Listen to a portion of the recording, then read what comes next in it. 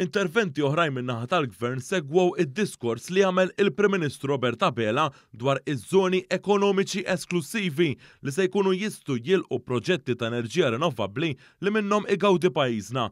Fost dawk li kummentaw fl-aħħar seduti parlamentari tal-erba' kien hemm il-Ministri Clyde Caruana u Miriam Dalli flimkien mas-Segretarju Parlamentari Alicia Buġeja Sajd. Il-Ministru għall-Finanzi stqar li dak diskuss fil-Parlament jagħti l-abilità li l-pajjiż igawdi minn attivitajiet ekonomiċi ġodda u li għandhom valur miżjud qoli filwaqt li huma sostenibbli u qal li dan l-abbozz ta' liġi jagħti serħan il-moħħ legali l-investituri daqs li kieku il-proġetti prospettivi ikunu se jsiru fuq l-art. Il-Ministru l-Enerġija Miriam Dalli qalet li l-Gvern mhux qed iħares lejn xi 5 jew 6 snin oħra, imma hija l-viżjoni fit-tul li tikkumplimenta mal-politika laburista li qed tfassal il-pedamenti għal ġejjieni.